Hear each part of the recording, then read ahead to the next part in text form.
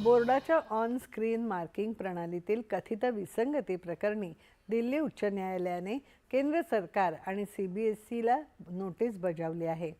इयत्ता 12वीच्या बोर्ड परीक्षेच्या उत्तरपत्रिकांसाठी नव्याने सुरू करण्यात आलेल्या ऑन स्क्रीन मार्किंग प्रणालीला आव्हान देणाऱ्या जनहित याचिकेवर दिल्ली उच्च न्यायालयाने आज केंद्र सरकार आणि केंद्रीय माध्यमिक शिक्षण मंडळ CBSEला नोटीस बजावली आहे.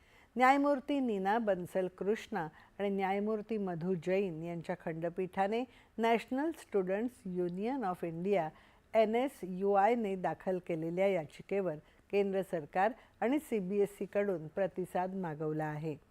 न्यायालयाने या प्रकरणाची सुनावणी 12 जून रोजी निश्चित केली आहे.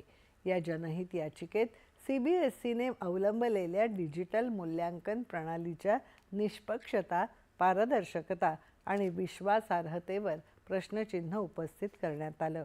इयत्ता 12वीचा निकाल जाहीर झाल्यानंतर हजारो विद्यार्थ्यांना समस्यांना सामोरं जावं लागल्याचा आरोप यात करण्यात आला आहे. या समस्यांमध्ये अस्पष्ट स्कॅन, गहाळ पानं, जुळत नसलेल्या उत्तरपत्रिका आणि अपूर्ण अपलोड आणि अनपेक्षितपणे कमी गुण यांचा समावेश होता. विद्यार्थ्यांना उत्तर पुस्तिकांच्या स्कॅन केलेल्या प्रती देण्यासाठी वापरल्या जाणाऱ्या पोर्टलमधील तांत्रिक त्रुटी मान्य करणाऱ्या CBSEच्या सार्वजनिक निवेदनाचा संदर्भ जनहित याचिकेत देण्यात आला होता. 2026